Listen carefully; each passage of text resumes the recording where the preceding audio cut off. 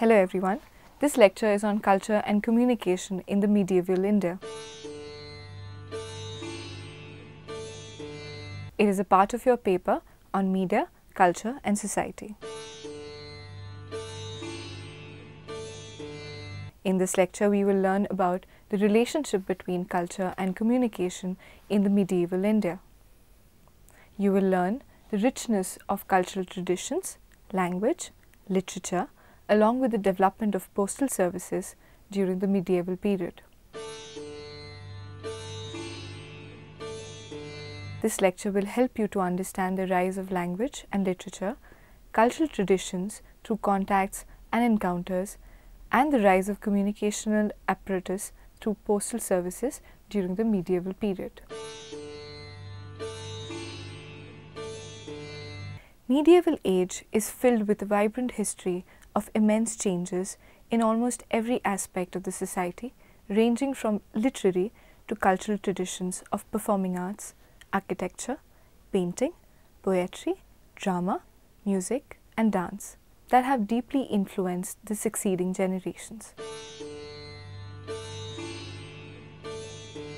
Phenomenally rich composite cultural traditions and cultural exchanges that signify the plurality of cultures in India took shape in this age.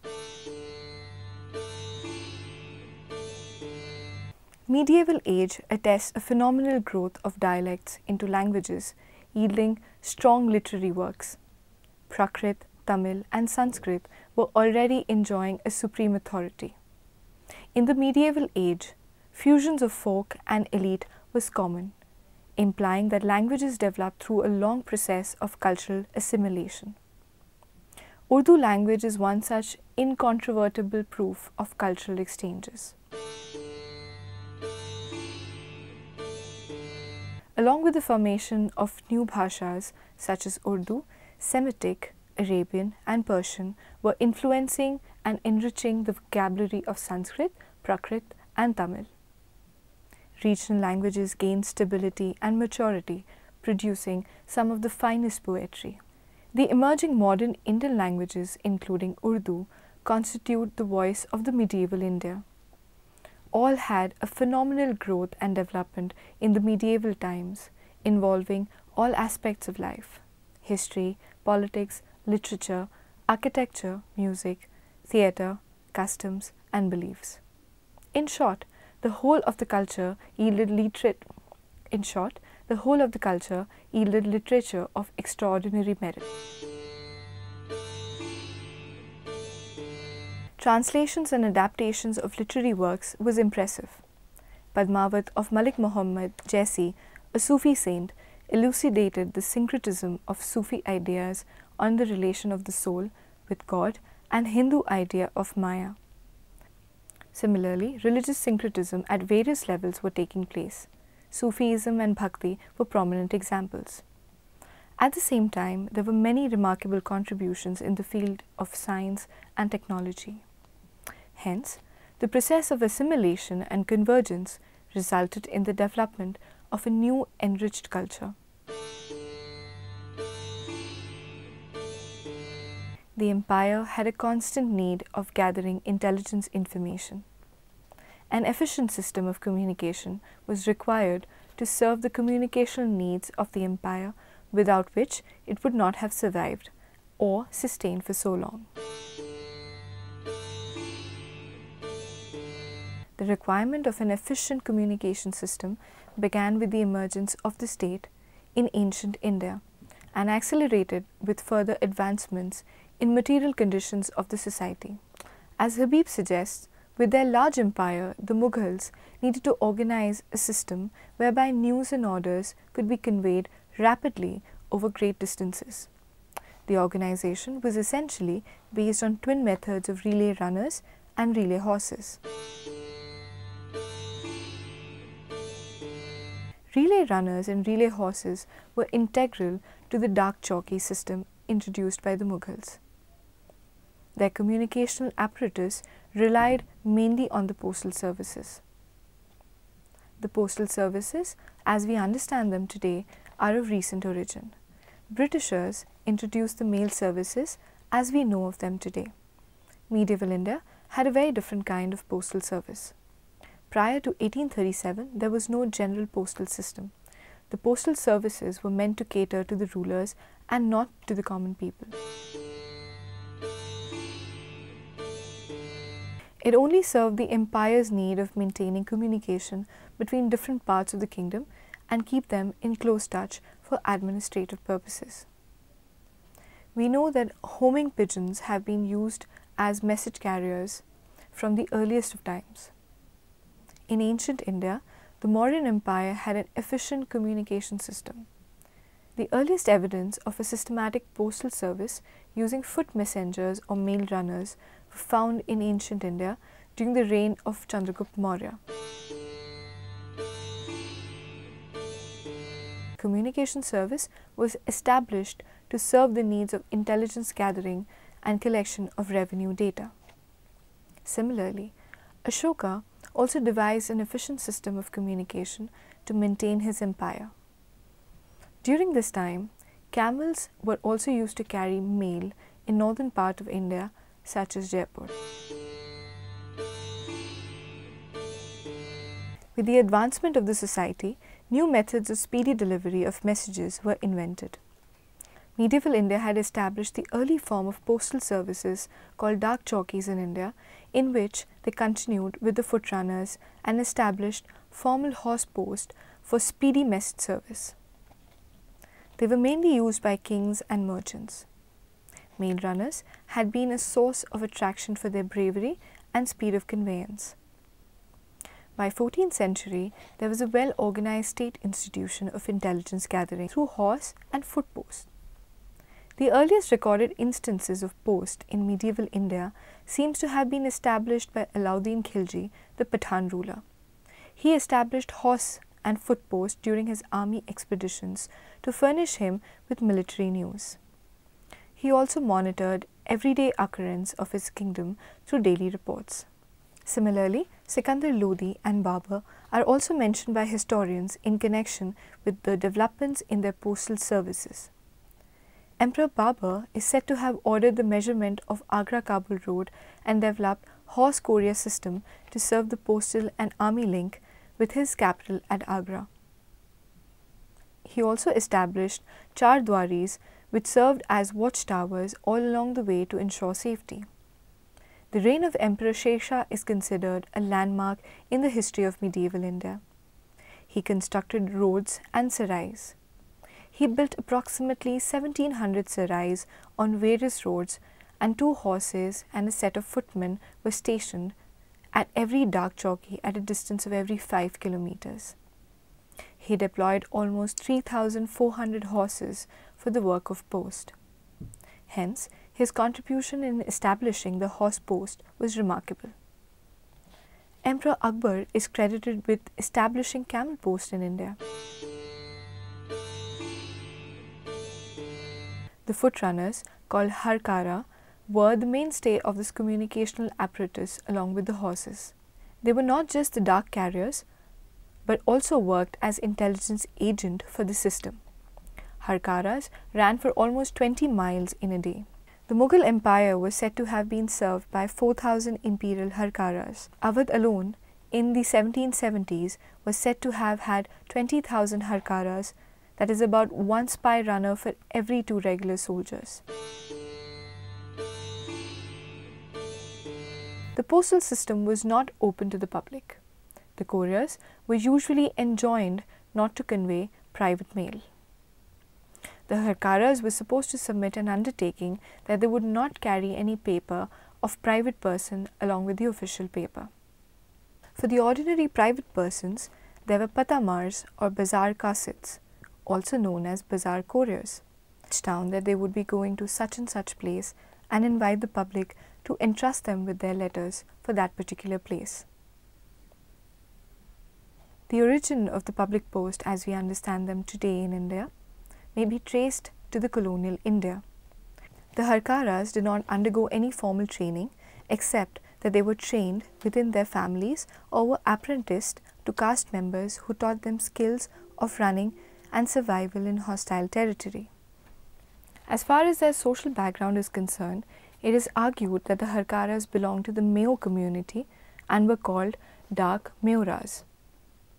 Bharadwaj says, their main function was to deliver the post in the remote areas of Mughal territories, even in the adverse weather conditions.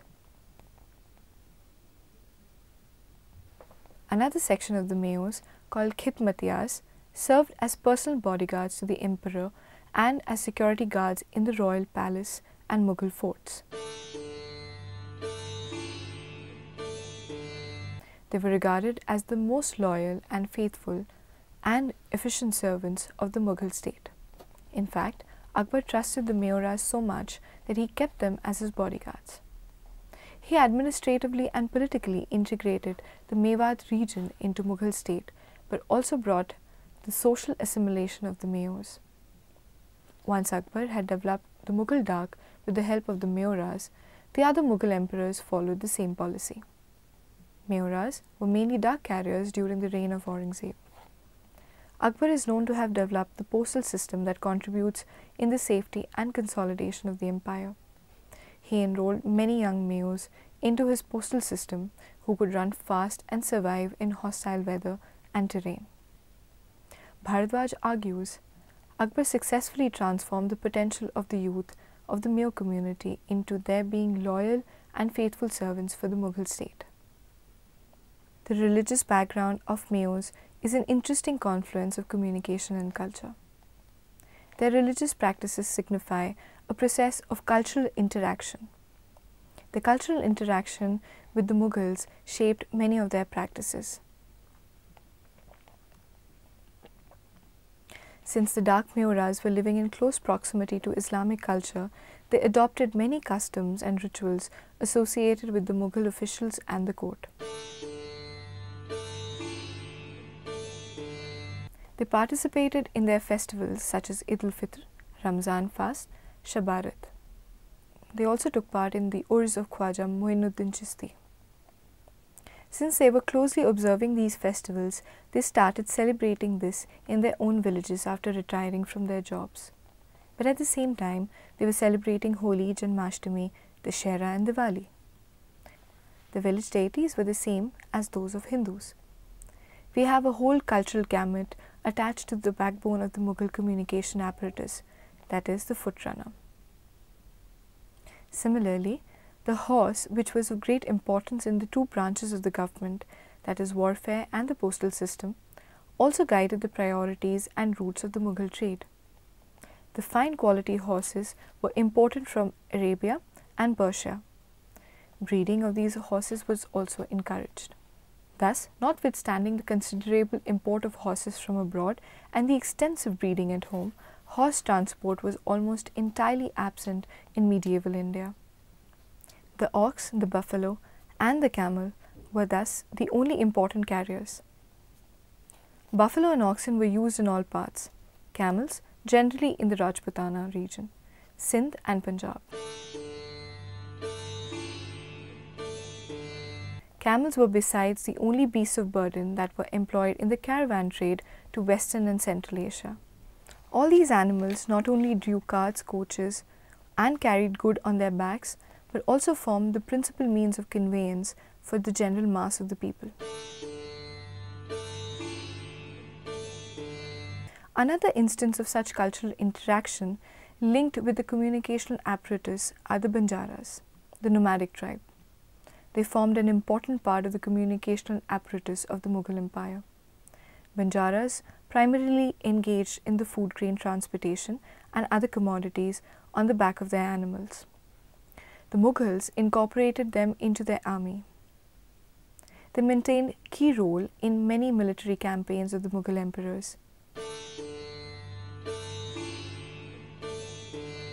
Along with this, the Banjaras ensured a regular supply of necessary items when they were away from their agricultural base.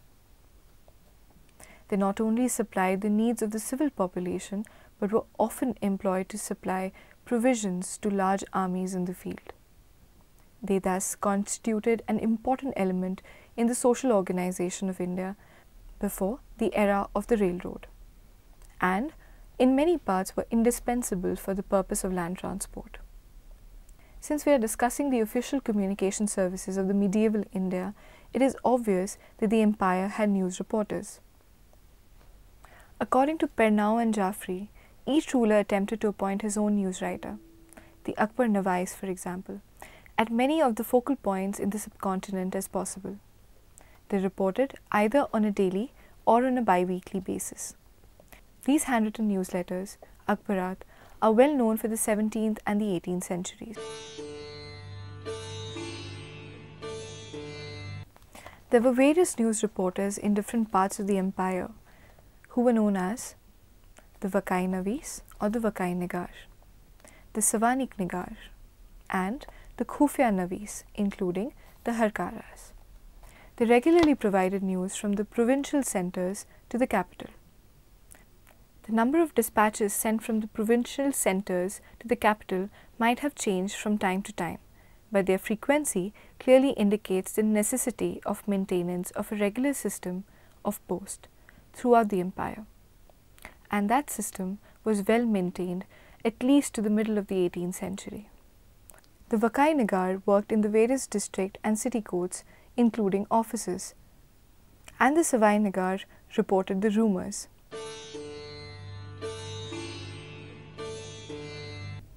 There used to be the letter writers available called the Katibs. After the British set up India's modern postal network in 1854, they formalized the system of professional letter writers in the post offices. There were the munshis who were employed in the courts of the kings and the nobles and who composed the letters for the aristocrats. The bulk of the secretarial class in Mughal India consisted of members of the three castes, who were the Kayasth, the Khatris, and the Brahmins. These castes had a prolonged association with professions based on reading and writing in Hindi and Sanskrit, Indian languages that were written in the Devanagari script. Their members entered the field of Persian learning to compete for administrative positions in the state secretariat during the 16th century. However, the news-gathering apparatus of the empire could not have survived only on the basis of a formal bureaucracy of postal service and news writers.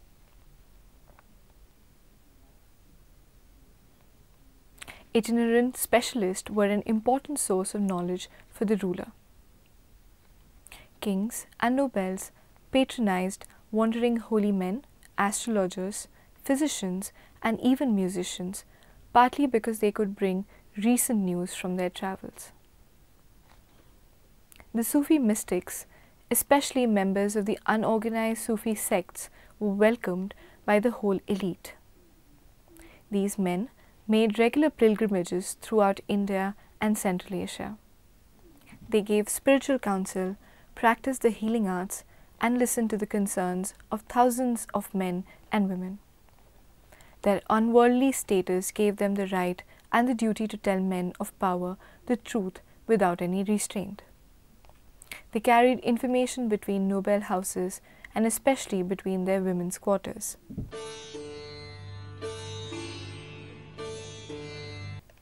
Kings likewise called on itinerant doctors to report on the condition of their subjects as well as to reveal new cures and mysteries.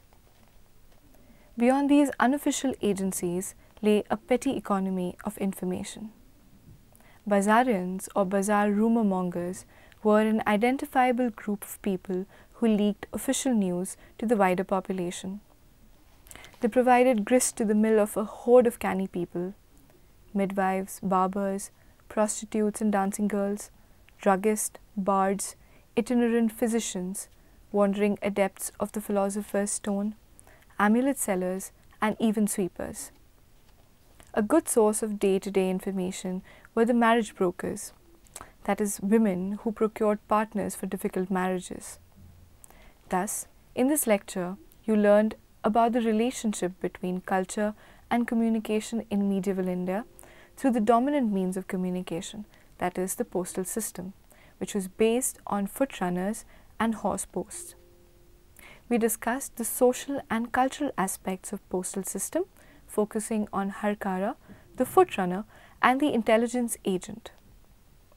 We also discussed at length about how Mughal state brought social integration of Mayors who were resisting all attempts of integration with the Mughal administration and later also British administration. The social integration of Mayors shaped the cultural contours of the community by bringing an interesting mix of various cultural ethos and practices.